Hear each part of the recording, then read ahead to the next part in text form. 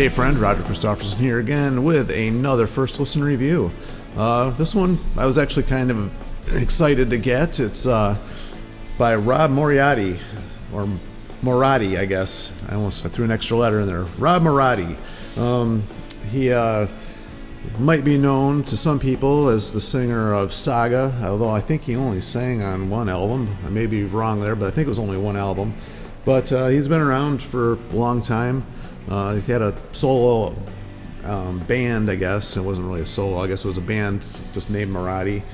He sang for Acacia Avenue, which is a band I've actually found a long time ago, and I didn't realize who the singer was on. I didn't pay much attention to them, but I just knew I liked the band. Made a few guest appearances on some stuff, the Phenomena albums, which I love. The first ones I liked a lot better, but he was on a couple of the later ones. I thought those were pretty cool, albums. I have the whole collection. They're pretty cool. Like I said, the first two, like the first one has Glenn Hughes on it, really good. But he helped carry on where they had like a whole lot of different singers that came into the mix afterwards. And I've known him from the band Final Frontier. I think he did one album with Rage of Angels, and just been around for a long time. He's got several solo albums out, and actually just got the last one he had here. I think it was released in 20 Paradigm or Paragon or something like that. It was pretty good. I gave it a few listens, but one thing about his solo stuff is that they're very like this. I don't know what it is. The same thing with Frontiers albums, and this one came out on Frontiers. Is they just are extremely produced, and what I mean by that is they just seem like compressed, where the life is just squeezed out of them. And I was feeling that on this one, unfortunately. It's got some good songs on it. It's got amazing players on it. I don't know if part of the problem is that he produced it himself.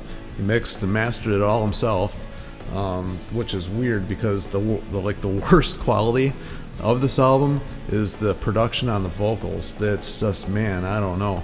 It's just he's got every effect. I think it feels like just throwing on that and just squeezing the life out of his vocal performance, which is horrible because he is a great singer. Check out some of that earlier stuff I mentioned. He's got a phenomenal voice. He's got a huge range. He can hit all those high notes like nothing. He's got a very pure sounding voice. In fact, I was going to say compare him to Steve Perry, but he actually did a Journey tribute album. It was one of the first few solo albums he did, and that's one of the first ones I got of his solo stuff, because I think it was one of the first ones he did. And I remember playing that one quite a bit, and they nailed those songs. They actually rocked them up a little bit too. That's a good album. If anybody really likes Journey, they should check that one out, because he takes those Journey songs and actually rocks them up a little bit.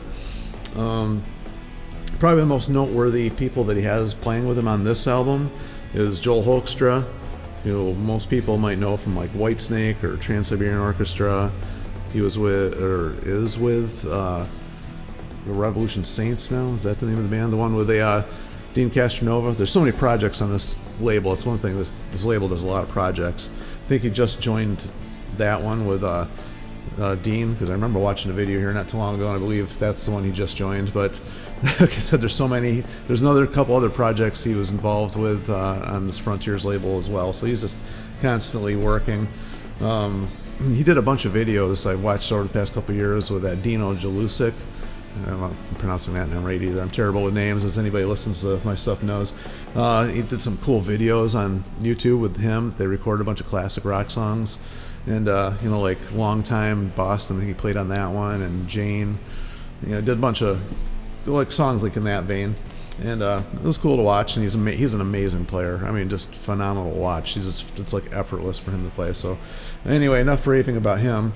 And the other one is Tony Franklin on bass, who is, really known for playing a fretless bass, and was in Blue Murder for a while. He did The Firm with Jimmy Page and Paul Rogers back years and years ago. He's been involved in tons of stuff. And then the other people on here, Alpenborg on rhythm guitars. I'm just horrible with these names. Felix Borg on drums and Frederick Berg on keyboards, just on one track. But anyway, the songs, good songs. They're upbeat for the most part. There's a couple of slower ones, as always. The style of music, you're always going to get a couple. some of the past people who's worked with Red Beach and Steve Algari, actually worked with him a little bit too, but I don't think they make any appearances that I saw here on this album. But as far as like I was talking about with the production, the vocal is just it's just a shame because he can hit these notes so well, but it just feels like they're so processed that you don't get that human feel out of his voice like you want to hear out of a singer of this style, because that's one thing about melodic rock, especially like Journey. And obviously that's an influence on him because he did a whole album on that stuff, and you want that feeling, and just they sang with that emotion in their voice, and when you produce something this much, unfortunately, just takes all that out of there. I guess that's one good thing about before there was auto-tune and all of this stuff. You had to really perform really well. I don't know if that's the case here. It's just or if it's just the normal thing to do nowadays, just to throw all this stuff on there because that's what everybody else does. But that's really the only bad thing I can say. That the guitar solos on this are phenomenal. Like they actually stood out more to me than the singing did on this one. And the drums unfortunately sound like a drum machine as well. I know they're performed by a real musician, but it just feels like they were probably quantized and probably replaced with samples. It just sounds that way. It doesn't sound like real drums. Everything's with triggers and samples nowadays, and it just feels like that's kind of maybe what was done on this too. And unfortunately, that just, in my opinion, it just sucks the life right out of the performance. So even though the songs are good, I couldn't really even name one that really stood out as being anything great. Valerie was kind of good, I guess. It had probably a really big hook to it, and I don't know. That's really the only one that even stood out that I could even hear in my head even after just listening to this several times. So I guess if I was going to rate this, same thing, probably like a 6 out of 10. Good songs, but unfortunately the production and all the the life sucked out of it just kind of made it. I actually found myself wandering listening to this album. Same thing. I just listened to a Tommy DiCarlo album, and the same thing on that one.